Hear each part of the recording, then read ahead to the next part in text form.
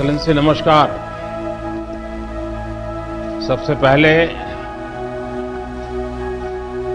Central Vietnam में बाढ़ और भूस्खलन के कारण जो क्षति हुई है उसके लिए मैं सभी भारतवासियों की ओर से संवेदनाएं व्यक्त करता हूं।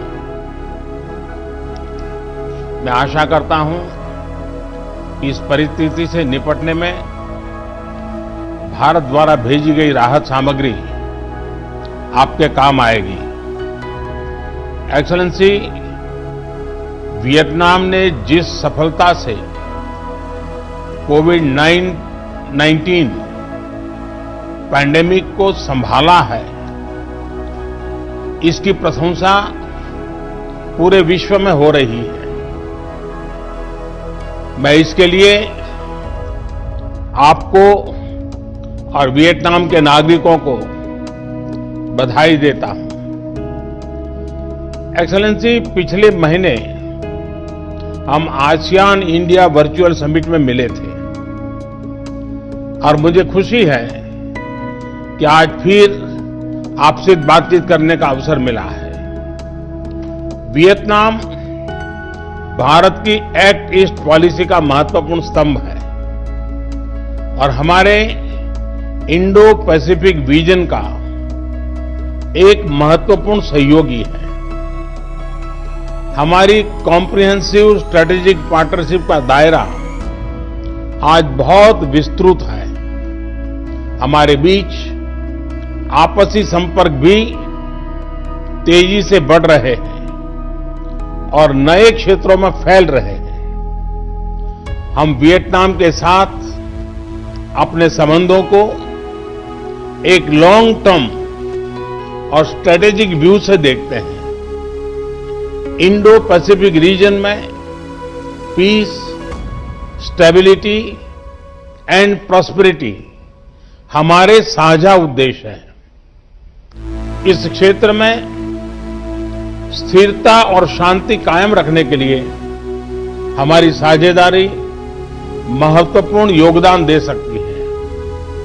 आज के वर्चुअल समिट में हम अपनी कॉम्प्रिहेंसिव स्ट्रेटेजिक पार्टनरशिप के अंतर्गत चल रहे सहयोग के विभिन्न पहलुओं का आकलन करेंगे।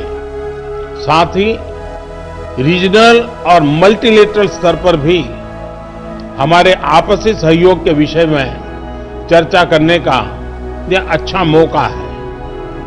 वैश्विक स्तर पर कई चुनौतियों के बारे में और हमारे क्षेत्र के भविष्य के बारे में हमारे विचारों में समानता है और हम साथ मिलकर अपने साझा मूल्यों को आगे बढ़ा सकते हैं।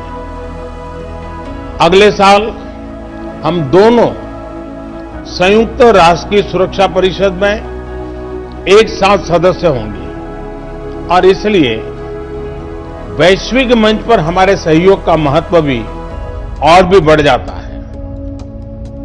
यह प्रसन्नता की बात है कि आज हम एक जॉइंट विजन डॉक्यूमेंट और 2021 से 2023 तक के हमारे बायलैटरल एंगेजमेंट के लिए एक प्लान ऑफ एक्शन को जारी कर रहे हैं। इस joint vision for piece, prosperity and people में विश्व को हमारे संबंधों की गहराई का एक मजबूत संदेश जाएगा। हमारी वार्ता के साथ साथ दोनों देशों के बीच 7 महत्वपूर्ण समझौते भी साइन हुए हैं। इनमें रक्षा, वैज्ञानिक रिसर्च, परमाणु ऊर्जा, पेट्रोकेमिकल्स, रिन्यूएबल एनर्जी तथा कैंसर के इलाज जैसे विविध विषय शामिल हैं। हम अपने विकास सहयोग और सांस्कृतिक संरक्षण के क्षेत्र में भी नई पहल ले रहे हैं। ये सभी हमारे बढ़ते आपसी सहयोग के विस्तार और पोटेंशियल को दर्शाता है। एक्सेलेंसी, मैं फिर एक बार इस वर्चुअल समिट में आपका स्वागत करता हूं और मैं अब आपको ओपनिंग रिमार्क्स के लिए आमंत्रित करना चाहूंगा।